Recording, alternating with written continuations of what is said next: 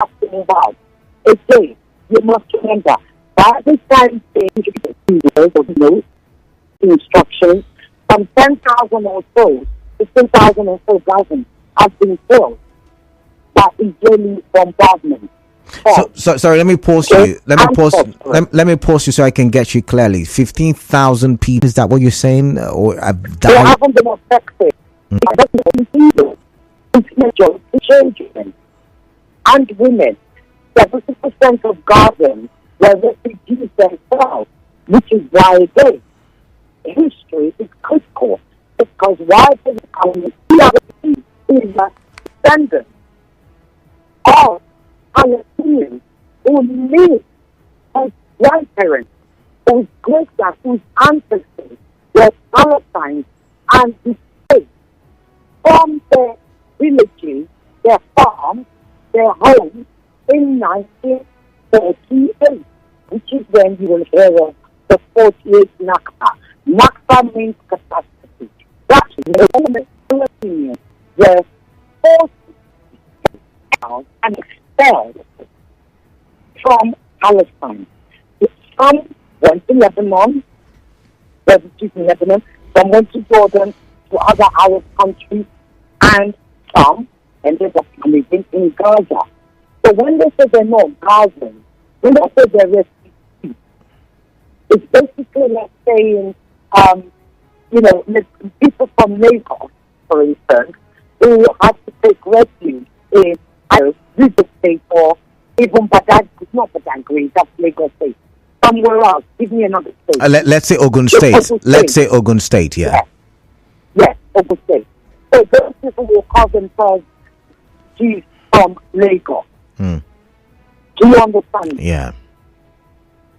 Right. Now, it is also important, there's another thing that's important to understand. If the Muslims hold up their hands, right? Imagine that's a map of Palestine, okay, the land of Palestine. Hold up your hand. To your right, to the right-hand side, is a small street that's been cut out by Israel called Gaza. To the other side is Jerusalem, the West Bank, etc., etc. In the middle is the state of Israel, which was created in 1948. So let me get you straight now. Now, the state of Israel is in the middle. Gaza is somewhere on the right, by the Mediterranean Sea. Okay, yes. and then Jerusalem. Street, yeah. Jerusalem is on the other side. West Bank, etc., etc. Jerusalem was actually part of Palestine, right? And Gaza. So when you hear, which is why you've also heard, when you hear from the river to the sea, Palestine will be free. And they call it, and they say that is a genocidal statement against Israel. It's because on the Mediterranean Sea is where the land of Palestine stretched from to the river on the other side. In the middle of that, if you look at the map on Google, you will see now a small strip of land called the Gaza Strip, which didn't exist before 2008 or so, I think it is, was created by Israel. It's not called Gaza Strip before. It was just Gaza. The area was just Gaza. That Gaza Strip, which is a tiny piece of land, was smaller than the length of a marathon and no wider than from 5.8 kilometers, is where over 2.3 to 2.5 million Palestinians. So now let's paint the picture. Let's say it's Nigeria now. Gaza would be what size? Let's look at Nigeria. Oh, Gaza would be smaller than Lagos. Smaller than Lagos, so it will be, let's say, the island and a little bit of the mainland, or just the island. Which is it? Another little bit, because sorry, I didn't get. Marathon. Think of it as a marathon, right? Marathon is 27 miles. Okay. A marathon. Then you get an idea. So you and I can train I've run half marathons before. I would be able to run Gaza twice since I was running it. So I'd run half a marathon once and half a marathon day. Wow. That's how small it is. And how many million people? How many million people have been? 2.3, 2.5 billion people. Majority of whom are young people. Okay. So you can imagine, it's pretty much a slum because you've crushed all these people into this tiny space. And the only other space next to them is the Mediterranean Sea. Oh, by the way, that Mediterranean Sea, a bit like the way you have Lagos and Bar Beach, right? Which is the Atlantic Ocean. The fishermen of Gaza, the Palestinian fishermen, cannot fish beyond 5 kilometers, 5 nautical miles, rather, of that sea. If they go beyond that, they get shot by the Israeli police. Or the Israeli, what you call the people, maybe. Okay, so let kind of give you an idea of the experience. Yeah. Now, and then, go ahead. I'm listening. And then you have what they call the Gaza Strip, because Israel built a wall that's wider than the Berlin Wall, which the world came together to pull down, which the Germans pulled down, that separated East and West Germany. That Berlin Wall is smaller than the wall that Israel built around Gaza, which is why you will hear and you constantly hear that Gaza is the largest open-air prison. Gaza is the largest. Sorry, I didn't get that. Gaza is open-air prison. Open-air prison. Okay. Yeah, if you Google it, you'll find it. Why is that? Because not only do you have that war, anybody living in Gaza cannot just choose to leave Gaza and go and visit their family or their friends in Jerusalem. There is a date that you have to go to, but you can't even take that date. You have to ask for permission from Israel. You have to ask for paperwork, permission. Okay? That permission is hardly ever given. 9 out of 10 times. Sorry. Let me pause you now. Let's go. Let me pause it. Let's go back to 1948, like you mentioned. Who occupied where Israel is occupying right now before 1948? Because I'm asking, and the reason why I'm asking, you've just painted a picture for us. You said, Israel currently is in the center, Gaza is on the right, and Jerusalem is on the other part. So, who was occupying that central area before 1948? Okay. Good question. Ancient times, 1948, pre declaration of the state of Israel, there was a land called Palestine. Okay? The land, not a country, it was a mix. And they said there was no country. There was a land, the land of Palestine. In that land, you had Christians, it was multi-ethnic, multi-religious. You had Christians, you had Muslims, you had Jews, the religion. Are you with me? Their religion, right? You had Jews, the religion. Okay? So they were under the rule of the Ottoman Empire.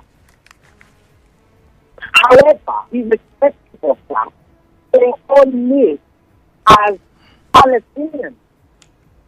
Palestine. They will call it Palestine in the old days. I think there's a map from the 1700s that you will find online. You can look for it. It's an ancient map of Palestine. You probably find, I think it's from the 1700s. So these three, the multi-religious, multi-ethnic, everybody lives fine. There are Israelis who are on record, all the Israelis who are older in the 1940s, who were born in the 1940s. I remember the way we say in Nigeria, my next door neighbor, I didn't even know what they were. I didn't know who was Christian, who was Muslim, together. I didn't know who was Jews, but there were. So the majority at the time were Muslims. The second majority was Christians. The smallest group were Jews. All right. Okay? Yeah. They all lived in the land Palestine. Now, I know that we have a lot of religious people in Nigeria who are going to be very upset. I'm not upset to be calling you about this. I'm saying you're wrong. That's not what the Bible said. But I like to deal with history, not the Bible. They don't have to like it. History, historians, Israeli historians, ancient historians, they will tell you the land has those three people on there. Now, if I take you back a little bit to the 15th, 16th century, the Magna Carta, the Spanish Magna Carta, it was Europe who began to ethnic cleanse the Jews as a people. Are you with me? As a religion, I beg your pardon. In actual fact, I think up until the 16th century, they were making people of Jewish religion convert to Christianity. In Europe, all over Europe, the thing don't read it, all over Europe, there was ethnic cleansing and expel and subjugation of Jews. Okay. Sorry. Let me pause you again. No. I want to pause you because we are having we're having a connection issue. So I want to reconnect with you so we can hear you clearly. So I hope you don't mind. Yeah. Okay. So just go for a quick break. I recall, and then we'll continue the conversation. Okay.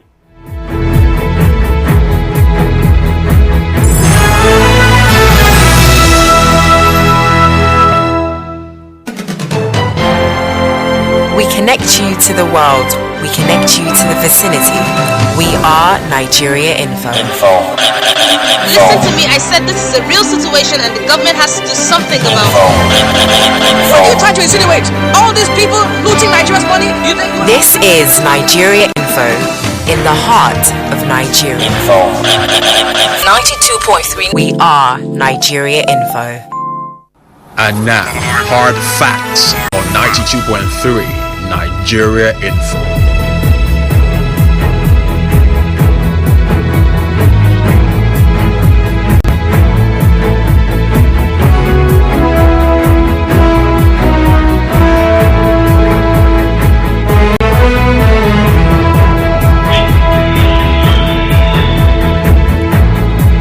All right, thank you for staying tuned. It's the bottom of the hour. We're still looking at the situation in Gaza. I am Kala Dakurubat, but this is Hard Facts, and I have with me my colleague from Lagos.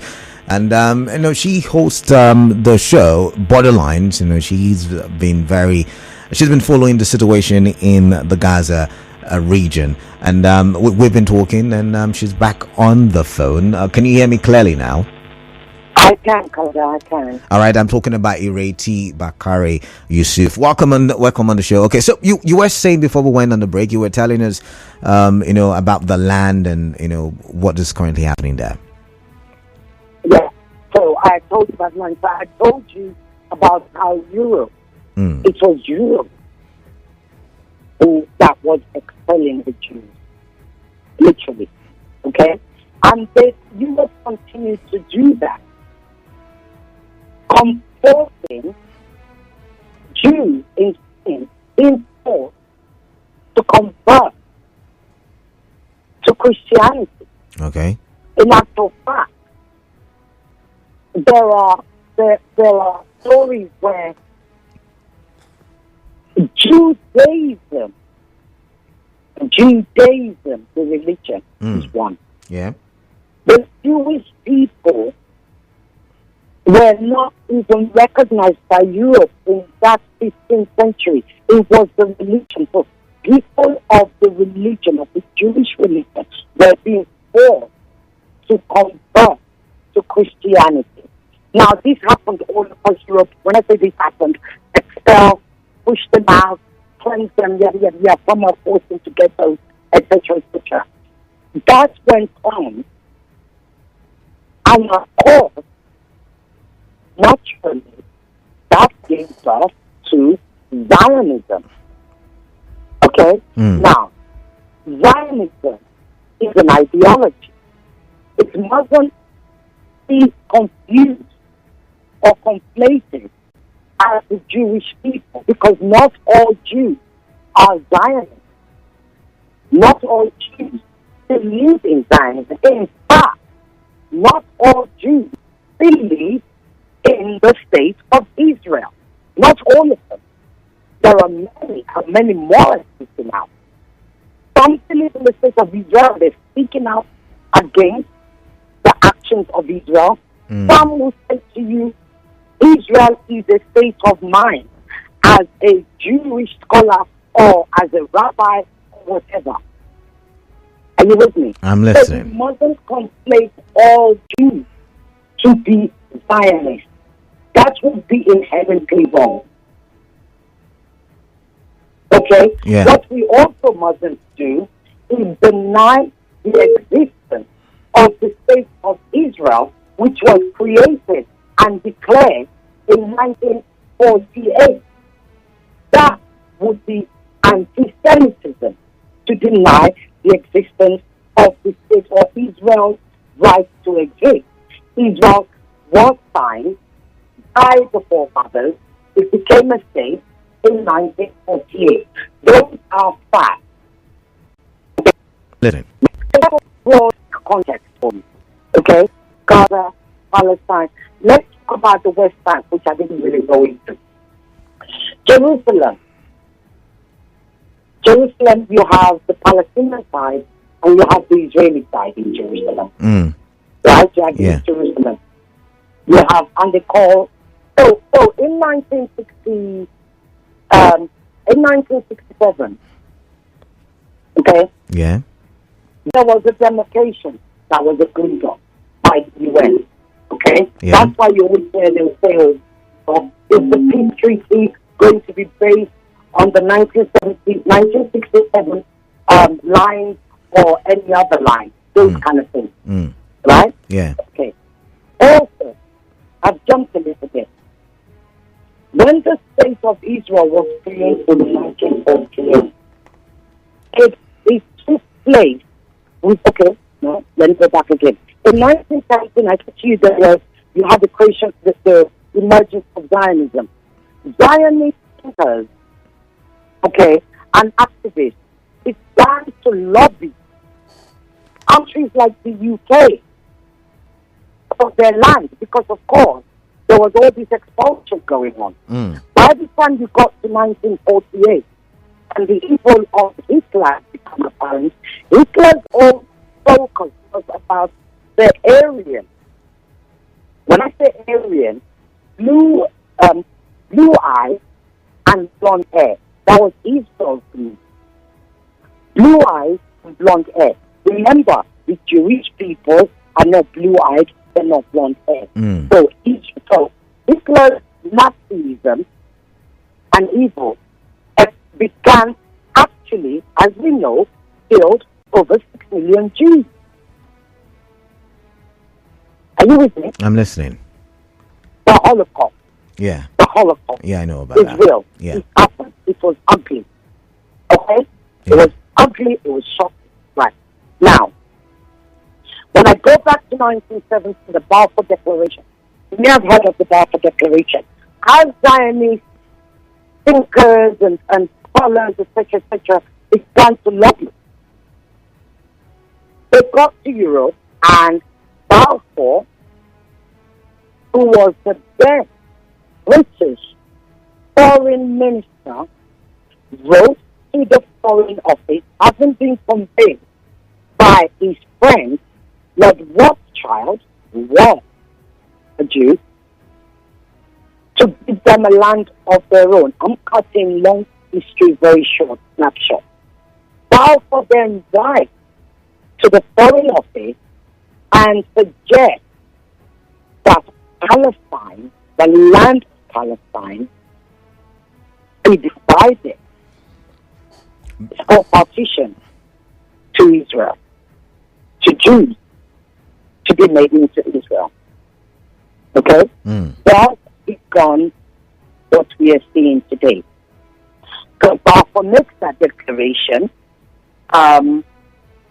It continues, as you know, the British colonized the place. The British were the occupiers. Okay? They colonized the place.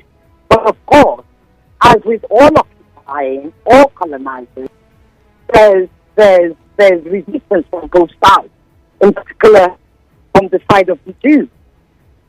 So, eventually, there's a bombing of what is called the King David Hotel bombing. The King David... King David Hotel. I think it's King David, yes, King David Hotel. Okay. In Jerusalem. I think it was in Jerusalem. It is in Jerusalem. All right. If I remember rightly. The King David Hotel, and several senior British diplomats and stuff were killed. And so I think as a result of that, after several other issues, wars, conflicts and stuff, internal conflicts, the Brits decide to move out. They basically hands up and say, look, we can't deal with this anymore. We can't deal with the mess we created anymore. Over to you, United Nations. Okay? Now, on the eve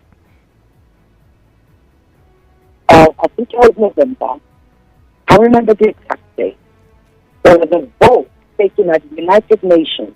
It's called the League of Nations. The League of Nations took a vote about the partition of Palestine. And I think that vote, it took 3 minutes. Nobody represented by Palestine, by the way. The Palestinians were not invited. The Palestinians were not asked what they want. That vote took place in America, thousands of miles away from them in the United Nations. And the vote was passed to partition the land, Palestine, for a part of it to the Jews, or as Israel. Now, that partition at the time was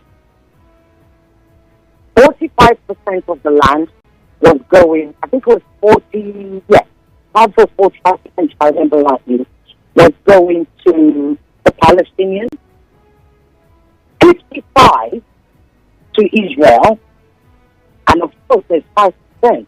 That 5% remaining is Jerusalem. Okay?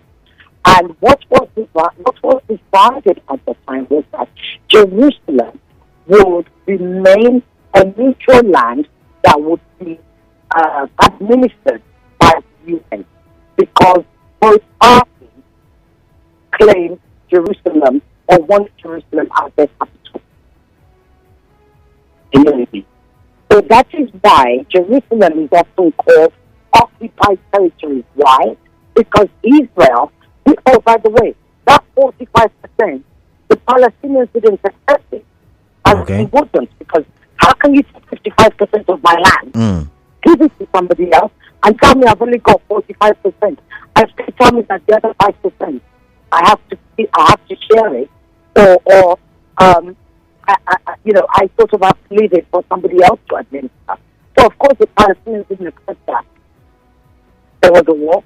Israel was declared. The declaration was made in 1948, and the war followed, which is what is called a Nakba. That war is one led to the violent expulsion of over 700,000 Palestinians, all of whom, by the way, they didn't live willy-nilly. Remember, it's so much like what we're seeing now. Violence, war, bombings, etc., killings was going on. Took refuge in neighboring countries with the expectation that they would come back once war was over, when Israel has never allowed them to come back. So Israelis, Jews all over the world, have what they call the right of return to Israel, and measure it to that you are Jew, you are a Jew, you can return to Israel, But Palestinians don't have the right of return to Palestine. Interesting. So you're saying, I mean, what we're experiencing now is as a result of the history, this long history that you've told us, how the Jews came into the land. At first they were 5% thereabout, and now they seem to be in control. After the Zionist movement, of course, and what we are experiencing now is a continuation. You see, it's never stopped. Like I said, I just gave you a snapshot. It's never stopped. You have to bear in mind that the Palestinians never had a military. Okay. They always would fight back with stones. They didn't have a military force. They didn't have their autonomy because they were under violence, and they still are under the violent occupation of a colonizing minority, if you like. A colonizing nation called Israel. Israel is the colonizer. Therefore, Israel is the governing. Is the governor. So we say to you, we left Gaza. We left Gaza in 2005 because, yes, prior to that, you have Israelis living in Gaza. Part of the settlements, they have settlements in there. Now, when Israel left Gaza, they compensated, but they were not done is that first of all, the Jews who were living, who were settled in Palestine, were compensated with some $200,000 or so, if I remember rightly, to move out of Gaza because there was going to be an election, a Palestinian election. So Israel moved out, but they did not. They only moved out physically. They did not relinquish control because, as I said to you, they built a wall, number one. Number two, to come out of Gaza, you have to get permission from Israel. So it's like I'm saying, from this man, what I usually don't say. All right. Okay? Yeah. I call it a state. Imagine it's just descriptive purpose. Right? Yeah. So it doesn't all your existence. It's inside your existence. You have to leave the water there, feed the water. Even your water, your electricity, practically basics of life is controlled by the government of the other side of that wall. So okay. Now let's come to today's reality. What did you see? Yeah. What did you see when you were in Israel? You went there to see things for yourself. Can you tell us some of your experiences, some of the stories that you came back with? So it was interesting. Thank you for this question. So we were invited there. There were it's called the African Senior Resources Africa Region delegation. So I was the only one from Nigeria. So NigeriaInfo was the only media house invited from Nigeria that was present there. Tanzania, Zimbabwe, and 2 from Kenya. So that's 6 or 7 of us. Okay? Yeah. And Zimbabwe 2 from Kenya. Okay? Now, so the idea was Israel took us there, the ambassador, the embassy, invited us to show us what happened. So we were taken to the group. The kibbutz we were taken to, now what's the kibbutz for? A kibbutz is a basic community. So I don't know what the equivalent would be in Port Harcourt, but in Lagos, think of it like a banana island or like a BGC, where you've got, dry cleaners in there, you've got gardeners in there, you've got schools in there. Do you understand? You have youth centers and all of that stuff, okay? And you have state managers. That's the kibbutz, all right? So you hear the word kibbutz a lot, because there are many kibbutz all over, okay? So we were taking on our first day, we landed on Sunday. On our first day, we were taking to one of the kibbutz that was most affected, or not the most affected. This particular kibbutz is called After. After, incidentally, After is also means Gaza. Anyway, is borders Gaza, literally, on those kibbutz. I and we could see Gaza in front of us. There is only 2 perimeter fences. There are 2 perimeter fences that also borders this kibbutz. Okay? 1 perimeter fence close to the kibbutz, another one about 2 meters or so away, and then beyond that you have Gaza. So it's like 3 kilometers. Okay? Yeah. 3 kilometers. The kibbutz is in Israel, just so you understand. Gaza is Palestine, and there's like 3 kilometers away. So Hamas broke through from Gaza, took down the fence, the gate. In fact, didn't take down the fence. They just broke down the gate, okay? And basically invaded this kibbutz. Violence, shooting, killing, you know, it really was ugly. What we saw was pure devastation and destruction in the living quarters. Okay? Yeah.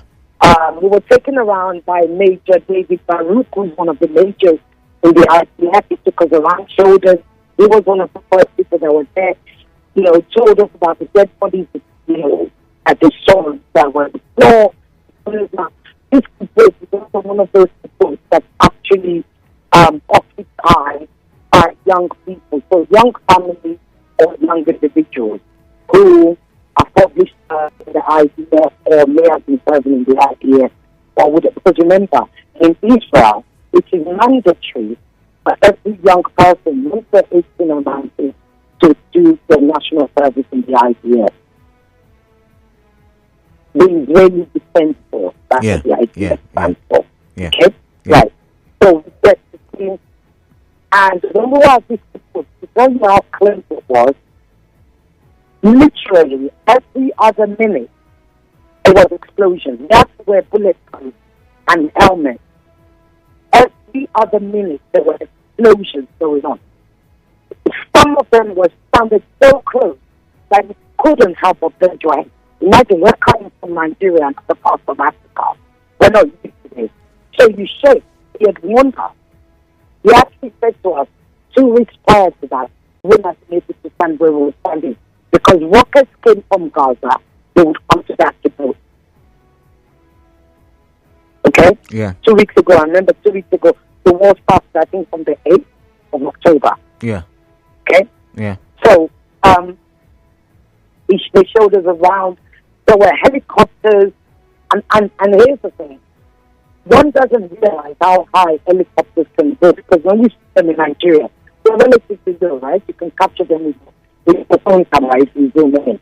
These particular ones, they were so high, it was impossible to actually zoom in. There was like 5 or so hovering over us. They were Israeli helicopters, of course. Because if they had been Hamas helicopters, we wouldn't have been able to stand there.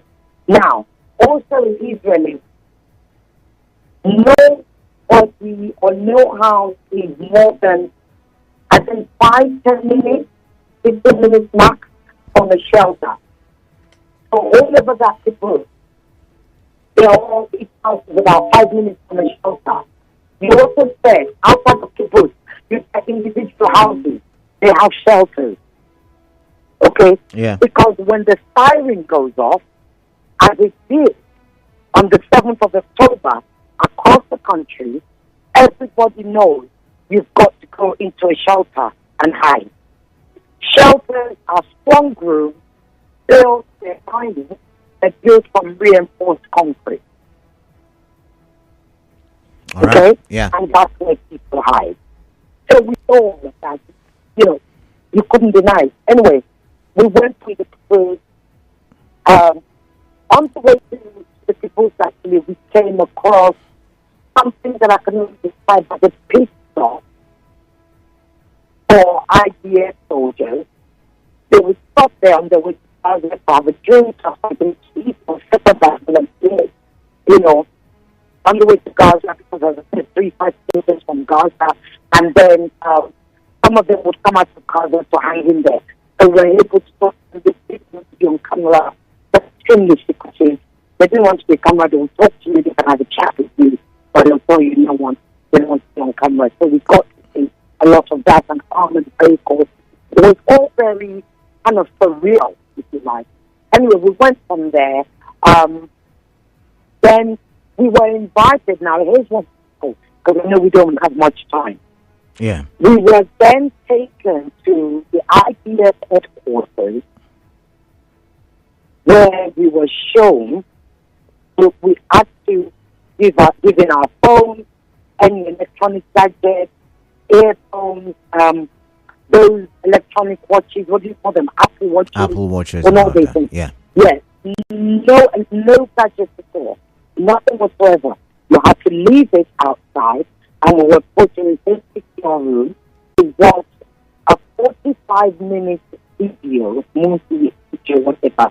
It's a collage. A collage is a collection of small clips that have been put together by the IDF, made into a 45 movie that shows the atrocities of the 7th of the 10th. So these were live what happened. So dash cam, CCTV, Hamas body cam, first responder cameras, and all those things. Okay? Yeah. The war short clip.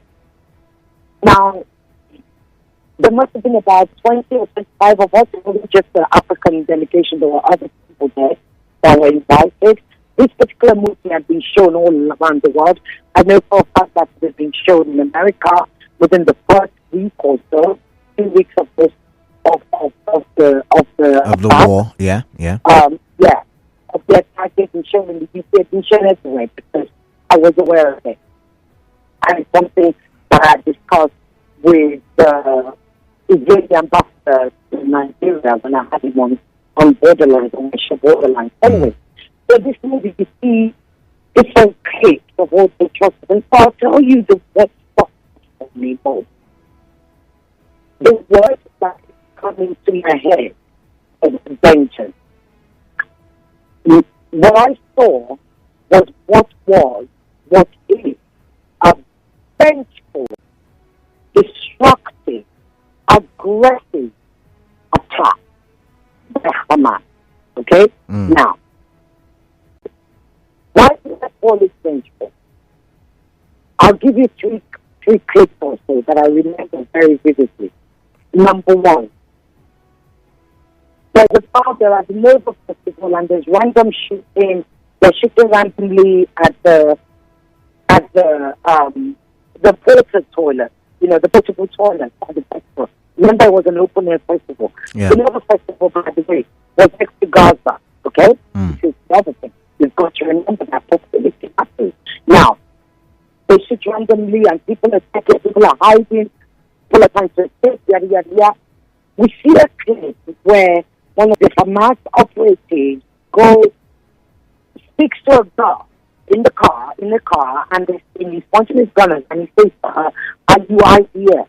Are you IDF?" And she must have said no because he then doesn't shoot her. Because we see another clip where an IDF soldier, they kill an IDF soldier and they call him child murderer. Okay? We see a clip of a CCTV, now this is important, a CCTV of a particular home. There's a father and his 2 sons.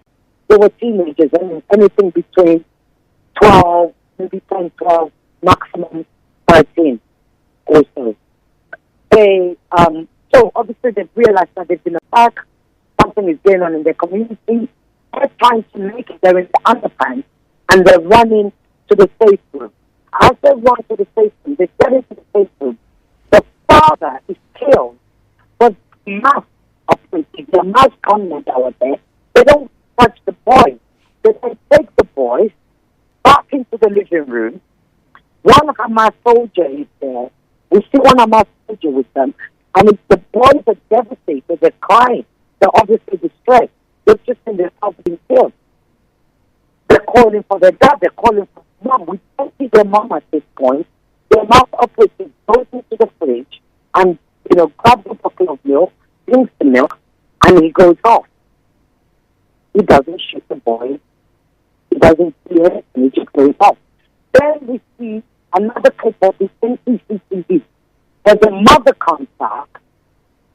The mother comes back with the security. She goes into the safety with the security. And obviously she sees that her husband is being killed. She's devastated. She collapses. They carry her back into the house, and she was thinking that her son were alive. That one stuck with me because it didn't touch the boy. Are you with me? Yeah. I kept waiting. My heart was shaking, and I'm thinking, oh my God, I'm going to kill these boys. And then the boys are just left. The guy takes the milk. The gunman takes the milk and he goes off. Now, I have the most horrific, the single most horrific, vividly horrific thing that we saw was they had killed a Hamas soldier. He was not Hamas, an IDF soldier was in his uniform. They killed him, and one of them brings out the knife and severs off his head. Okay. I would have to pause you. Maybe we should have a conversation another time. I mean, network has been terrible and my time is up. So, we would have to pause the stories for now. How about that? Yeah, I'm here. We're calling NigeriaInfo. That's what we do. All right. Thank you very much, Ireti, for your time and for your, for taking us on this journey and telling us the history and the current realities. But we'd like to hear some more and possibly with a better network. It's important to remember that right now, Israel's war on Hamas is actually what experts over 600, 700 people have called a genocidal war. A genocidal war. An active genocide that we are watching live on TV. All right. Genocide against the Palestinians. All right. Which is critical that we remember. All right, then. All right. Thank you very much, Ireti. Yet again, maybe sometime next week we'll have to reschedule and have a proper conversation on this yet again. But thank you very much for your time. All right, then. Thank you. Okay. Have a good show. Bye-bye. Yeah, bye-bye. All right. I'm really sorry. Terrible network. We still had to go through with it. I tell you about the recap during the open season. For now, the news update.